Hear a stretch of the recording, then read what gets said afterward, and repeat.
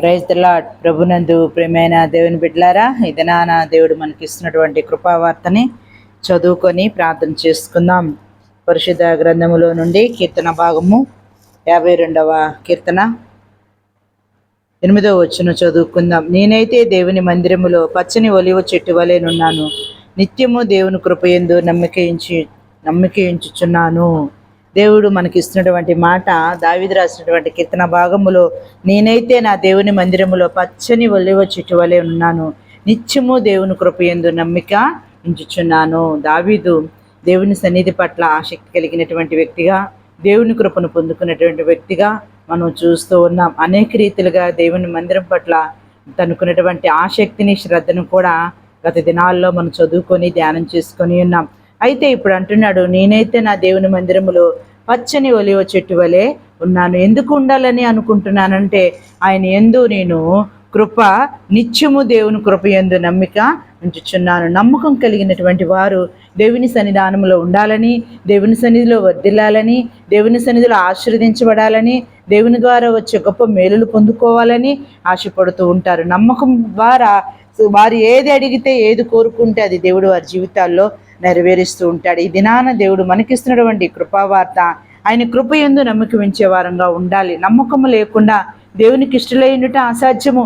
విశ్వాసం కలిగినటువంటి వారంగా, నమ్మకం కలిగినటువంటి వారంగా దేవుడు మనం అడిగేది ఇస్తాడనేటువంటి ఫలము దయచేయవాడని చెప్పి మనము నమ్మవలను కదా, నమ్మకం ఉంచవలసినటువంటి వారం కదా.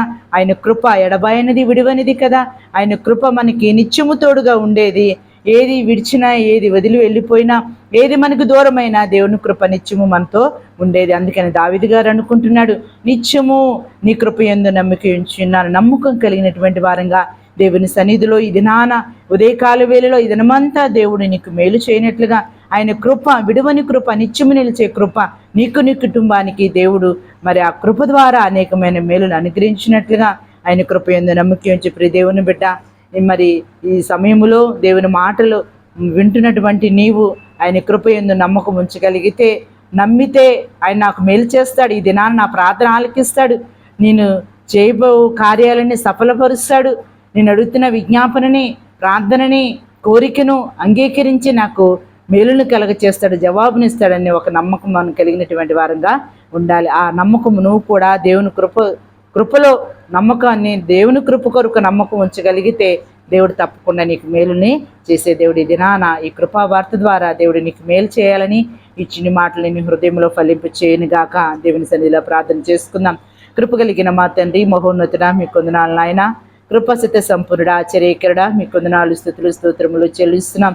ఈ దినాన అయా ప్రియబిడ్డలు మీరు జ్ఞాపకం చేసుకునండి. దావీదు గారి ప్రభా నీ సన్నిధిలో పచ్చని ఒలివ మొక్క వలె ఉండాలని అయా కోరుకుంటూ ఉన్నాడు. అయ్యా మా దేవుని మందిరములో నేను పచ్చగా ఉండాలి, వృద్ధి చెందాలని కోరుకొని ఉంటున్నాడు. ఎందుకు అలా అనుకుంటున్నాడంటే, నిత్యము నీ కృప యందు నమ్మకం ఉంచాడు నాయన. అటువంటి నమ్మకాన్ని మాకందరికీ మీరు అనుగ్రహించండి. ఇప్పుడు ఎలా కలగ చేయండి. నమ్మకం ఉంచి వారికి మేలుని చేసే దేవుడివి, ఆశీర్వాదాలు కలగ చేసే దేవుడి, నిత్యము కృప ద్వారా కావలసిన సమస్తాన్ని అనుగ్రహించే దేవుడు కదా నాయన. బిడ్డలు ప్రభా నీ సన్నిధిలో అయా నీ కృప యందు నమ్మకం ఉంచి అనేకమైన మేలులు, దీవులు పొందుకున్నట్లుగా, ఆశీర్వాదాలు పొందుకున్నట్లుగా దినమంతా బిడ్డలు నాయన అయా నైనా నీ కృపను పొందుకొని ఆ కృపలో జీవించినట్లుగా, నీ సన్నిధిలో జీవించినట్లుగా, నీ మాటలో ఉండినట్లుగా ప్రియబిడ్డల్ని, కుటుంబాలని మేలుకే జ్ఞాపకం చేసుకునండి, ఆశీర్వదించండి. విజయవాడ సిటీని ప్రభా, పలు ప్రాంతాలని, నేటు మునిగినటువంటి పలు ప్రాంతాలని మీరు జ్ఞాపకం చేసుకునండి. ఆ బాధితులను, నిరాశలైన వారిని మీరు జ్ఞాపకం చేసుకునండి అయ్యా. ఆశీర్వదించండి, దీవించండి. కావలసిన సమస్తాన్ని బిడ్డలకు అనుగ్రహించండి. కావలసిన ఏవైతే కోల్పోయారో మరలా వారికి కల్పించండి, సహాయాన్ని దయచేయండి. సహాయం చేస్తున్న బిడ్డలు దీవించండి, రుణంతలుగా ఆశీర్వాదాన్ని ప్రియబిడ్డలకి మీరు కలగచేసి అంతకంత కొద్దిలా చేయమని ఈ దినమున ప్రభా నీ కృప ద్వారా, నిత్యము నిలిచే నీ కృప ద్వారా బిడ్డలు ప్రభా నాయన నమ్మకం ఉంచి అనేకమైన మేలు పొందుకునే బిడ్డలుగా అంతకంతకు వర్ధిల్ల చేయమని మా ప్రభువు యేసు క్రీస్తు నామమున పేరిట ప్రార్థించి అడిగి వేడుకుంటున్నాము తండ్రి. ఆమేన్. ప్రభు మిమ్మల్ని దీవించి ఆశీర్వదించునుగాక.